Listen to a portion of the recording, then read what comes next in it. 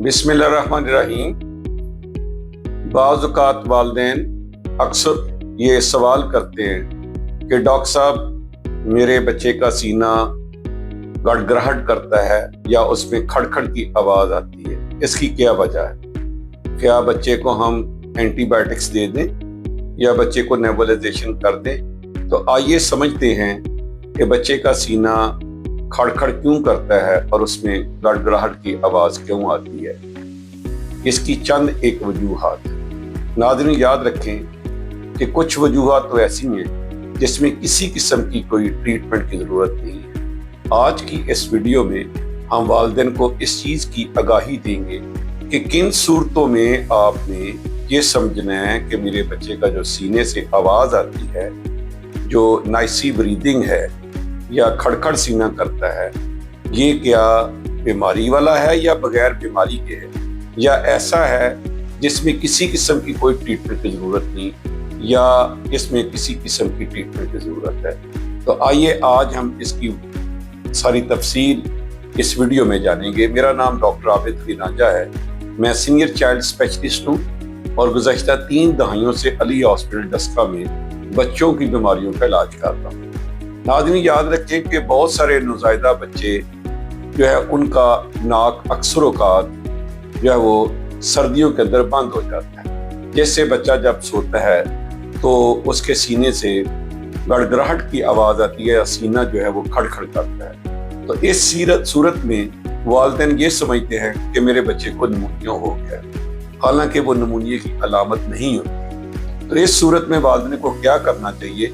वालिदैन को फौरी तौर पे इन 3 चीज़ों का ख्याल रखना चाहिए। अगर बच्चा जो है वो कंफर्टेबल स्लीप ले रहा है, बच्चा खांसी नहीं करता, बच्चे को बुखार नहीं है और बच्चा दूध पी रहा है, तो वो सिर्फ नाक के बंद होने की वजह से बच्चे को जो है वो सीने में से आवाज़ आती है या खड़खड़ होती है।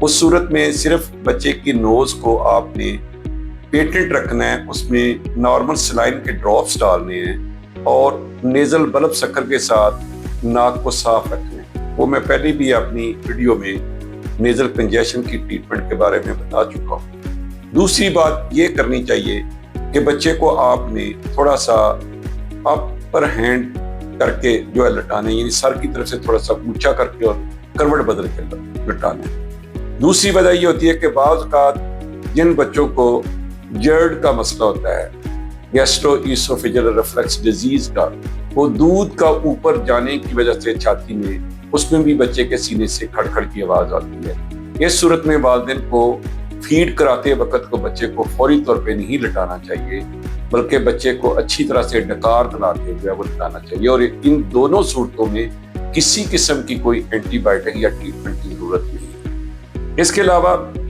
कुछ ऐसी वजूहात हैं जिसमें जो है वो बच्चे की कंजेनिटल डिजीज आती है, जैसे कंजेनिटल लरिंगोमलेशिया है, उसमें से ख़ास किस्म की आवाज़ जो है वो कंटिन्यू आती है।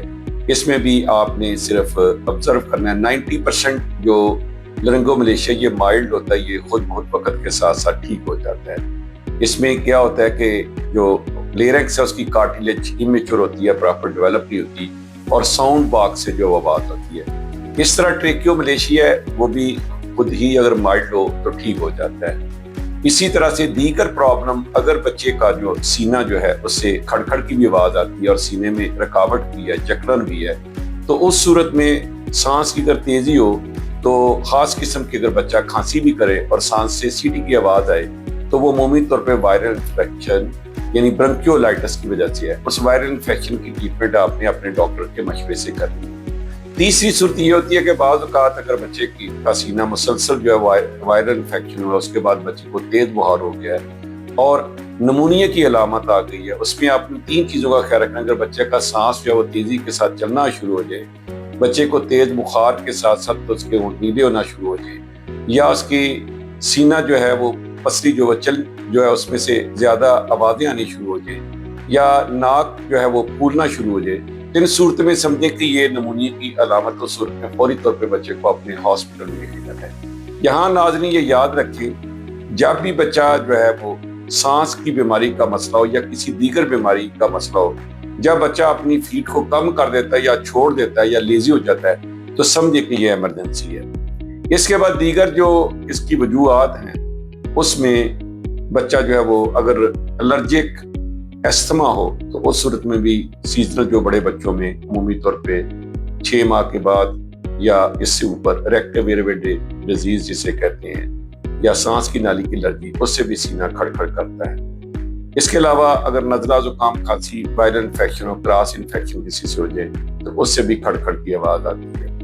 اسی طرح سے کچھ ریئر وجوہات ہیں، جیسے کہ اگر بچے نے اچانک بچہ بڑا جو ہے وہ 2 سال کا یا اس سے بڑا کھیل کود رہا ہے اور اچانک بچے کی جو سانس میں تیزی آ گئی اور سینہ کھڑکھڑ کرنا شروع کر دیا ہے تو یہ عمومی طور پہ فارن باڈی کی وجہ سے بھی ہو سکتا ہے۔ اسی طرح سے وہ بچے جو عمومی طور پہ کنجینیٹل ہارٹ ڈیزیز ہیں اس میں پلمنری کنجیشن کی وجہ سے، یہ لیکن یہ ڈاکٹر کا کام ہے۔